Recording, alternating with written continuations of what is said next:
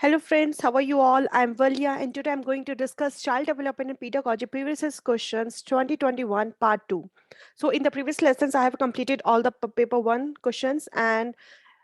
part 1 for the paper 2 and now we have started from the part 2. So in a progressive classroom assessment of the learners जो हमारे progressive classroom होता है जो assessment करते हैं हम learners की during the process of teaching learning that means कि जब आप क्लास में टीचिंग करा रहे हैं तब आप अपने स्टूडेंट्स का असेसमेंट कैसे करेंगे और आप एक प्रोग्रेसिव क्लासरूम की अप्रोच लेके चल रहे हैं दैट मीन्स कि आप बहुत अकॉर्डिंग टू स्टूडेंट्स आप लेके चल रहे हैं आप according to students audio visual aids जो आपको यूज करनी है वो आप कर रहे हैं तो इसको आपको बताना है कि ये कैसा होता है जब आप टीचिंग लर्निंग प्रोसेस में असेसमेंट करते हैं लर्नर्स की ये हेल्पफुल होता है चिल्ड्रंस की लर्निंग में या हिंड्रेंस को क्रिएट करता है देखिए helpful is not at all question में क्या दी थी is not at all helpful ये हेल्पफुल होता है जब आप एक प्रोग्रेसिव क्लासरूम की अप्रोच लेके चलते हैं तो ये आपका नेगेटिव पॉइंट हो जाएगा create a hindrance in the process of child children's learning ये रुकावट नहीं बनाता अगर आप एक प्रोग्रेसिव सोच लेके चलते हैं एक प्रोग्रेसिव अप्रोच को लेके चलते हैं तो क्लास में हिंड्रेंस क्रिएट नहीं करता तो ये भी आपका नेगेटिव ऑप्शन हो जाता है थर्ड ऑप्शन आता है is helpful in identifying high low and non achievers that means कि आप लेबलिंग कर रहे हो स्टूडेंट्स की कई बच्चे अच्छे हैं ब्रिलियंट है हाई अचीवर्स हैं ये नॉन अचीवर्स हैं इस तरह के फीडबैक आप उनके पेरेंट्स को देंगे तो ये भी नेगेटिव पॉइंट है हमें क्लास में लेबलिंग नहीं करनी होती हमें अकॉर्डिंग टू चिल्ड्रंस नीड्स चलना होता है लेकिन हमें लेबलिंग नहीं करनी किसी भी तरह से is very important since it gives insights into children's understanding जो आपका प्रोग्रेसिव क्लासरूम में जब आप असेसमेंट करते हैं लर्नर्स की तो वो आपको कहीं ना कहीं ये बताती है कि बच्चे की इनसाइट्स के बारे में बच्चा वीक है बच्चे के अगर ये कंसेप्ट समझ में नहीं आया है तो क्या रीजन है उसका समझने का ये चीजें आप अच्छे से समझ सकते हैं असेसमेंट की ड्यूरेशन में और ये हेल्प भी करता है कहीं ना कहीं टीचर को कि जिस अप्रोच को वो लेके चल रहे हैं अपनी क्लास में जिस पिडोलॉजी के बेसिस पे वो बच्चों को पढ़ा रही हैं वो सही है या नहीं है ड्यूरिंग द क्लासरूम हम जो फॉर्मेटिव असेसमेंट करते हैं फॉर्मेटिव असेसमेंट का असल रीजन क्या होता है रीजन यही होता है कि आपको ये पता चल जाए कि जो आप क्लास में डिलीवर कर रहे हैं लेक्चर को वो बच्चे के समझ में आ रहा है या नहीं आ रहा है और अगर नहीं आ रहा है तो क्या रीजन है क्या टीचर सही से नहीं पढ़ा पा रही है जो टीचर लेक्चर को डिलीवर कर रही है क्लासरूम में कहीं ना कहीं उसमें कोई प्रॉब्लम तो नहीं है तो जो एक बेसिक रीजन होता है assessment of the learners during the process of the teaching learning आप कहीं ना कहीं चिल्ड्रंस की फीडबैक भी लेते हैं और टीचर्स की फीडबैक भी आपको मिलती है तो इस हिसाब से हमारा फोर्थ ऑप्शन इसका करेक्ट आंसर हो जाता है क्योंकि जब आप असेसमेंट करते हैं लर्नर्स की during the classroom during the teaching learning process वहां आपको चिल्ड्रंस और टीचर्स दोनों को फीडबैक मिलती है and effective classroom strategy to reduce gender stereotype and broadening developmental possibilities for all the sexes जब आप एक इफेक्टिव क्लासरूम स्ट्रेटेजी को लेकर चल रहे हैं वहां आप ये चाहते हैं कि वहां पे किसी भी तरह का डिस्क्रिमिनेशन ना हो किसी भी तरह की जेंडर की स्टीरियोटाइपिंग ना हो और आपकी जो डेवलपमेंटल पॉसिबिलिटीज है वो बहुत अच्छी हो आप एक बहुत अच्छे ब्रॉड लेवल को लेकर चल रहे हैं तो क्या होना चाहिए आपको इग्नोर करना चाहिए डिसमिस करना चाहिए बायोलॉजिकल डिफरेंसेस को नहीं हम इग्नोर करके कैसे करेंगे हमें रियलिटी को एक्सेप्ट करना है इग्नोर करना is not the solution to reinforce करना जेंडर रोल्स को as portrait in the society कि आप जेंडर रोल्स जो है लड़का लड़की के जो भी रोल्स है उसको आप बहुत ज्यादा पोर्ट्रेट करेंगे री करेंगे नहीं ये भी सही ऑप्शन नहीं है फॉर्मिंग करेंगे सेम सेक्स एबिलिटी ग्रुपिंग्स आप फॉर्म करेंगे कि आपके यहाँ मतलब गर्ल्स गर्ल्स एक एक्टिविटी करें बॉयज बॉयज एक एक्टिविटी करें आप ग्रुपिंग करा के एक्टिविटीज कराएंगे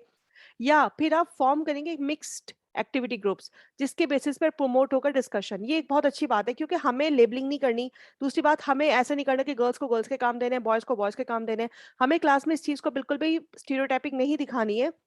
अगर आप एक ग्रुप में आप कोई भी एक्टिविटी करा रहे हैं उस ग्रुप में आपने कुछ बॉयज कर दी कुछ गर्ल्स कर दी तो उसके अंदर क्या होगा आपके मिक्स्ड एक्टिविटी ग्रुप्स हो जाएंगे और कहीं ना कहीं एक अच्छा डिस्कशन भी होगा तो जब आप इफेक्टिव क्लासरूम स्ट्रेटेजी की बात करते हैं और आपको जेंडर स्टीरियोटाइप को रिड्यूस करना है तो आप कोशिश करेंगे कि मिक्स एक्टिविटी कराएं मिक्स्ड सेक्स एक्टिविटी ग्रुप्स हों आपके तो इस बेसिस पे हमारा फोर्थ ऑप्शन इसका सही आंसर है नेक्स्ट क्वेश्चन है हमारा मल्टीलिंगुअलिज्म इन अ क्लासरूम जो मल्टीलिंगुअलिज्म की बात की गई दैट मींस बहुभाषित classroom needs to be understood as dash by the teachers आपको टीचर्स के रिस्पेक्ट में आंसर बताना है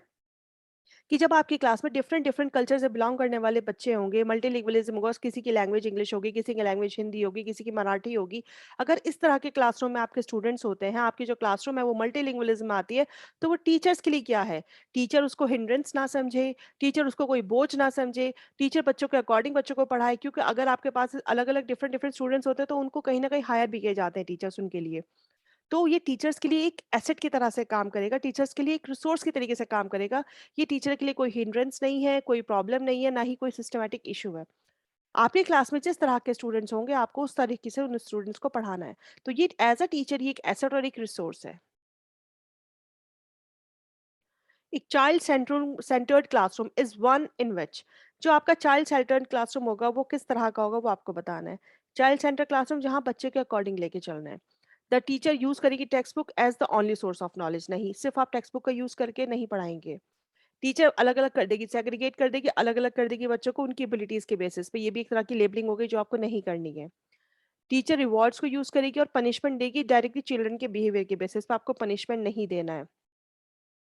टीचर फ्लेक्सिबल होगी और कैटर करेगी needs of the individual children. Teacher flexible होगी, वो स्टूडेंट्स को लेके बच्चों की नीड के अकॉर्डिंग वो पढ़ाएगी, जो बच्चों की नीड होगी उसके अकॉर्डिंग वो पढ़ाएगी। तो यहाँ आपका ये ऑप्शन बिल्कुल ठीक है। आपको सिर्फ टेक्स्ट बुक के बेसिस पे नहीं पढ़ाना है, बच्चों को एक ब्रॉड नॉलेज देनी है, एक ब्रॉड डेवलपमेंटल एबिलिटीज बच्चे के अंदर क्रिएट करनी है। सेग्रीगेशन आपको नहीं करना है, पनिशमेंट नहीं देना ताकि बच्चा डीमोटिवेट हो। आपको कोई भी ऐसी एक्टिविटी नहीं करनी है एज अ टीचर कि आपकी क्लासरूम का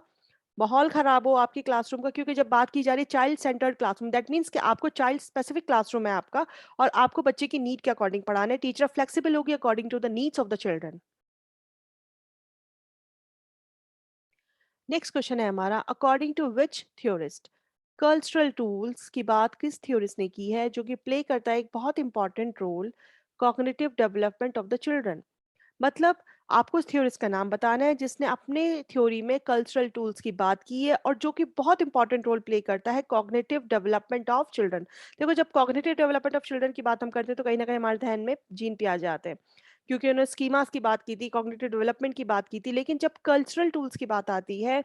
तो कल्चर के बारे में बात की थी हमारे वाइगॉट्स्की ने। इन्होंने कहा था कि बच्चा डिफरेंट डिफरेंट कल्चर से होता है, लेकिन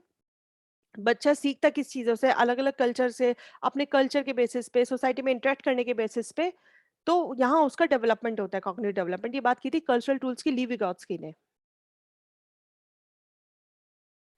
नेक्स्ट क्वेश्चन है हमारा, which of the following is not a suitable learning material. आपसे क्वेश्चन में पूछा गया है, आपको आंसर देना है नॉट, मींस नेगेटिव आंसर आपको देना है। कौन सा सुटेबल लर्निंग मटेरियल नहीं है स्टूडेंट्स के लिए, जो कि पार्शियली साइटेड स्टूडेंट्स हैं। That means, partially sighted means जो थोड़ा सा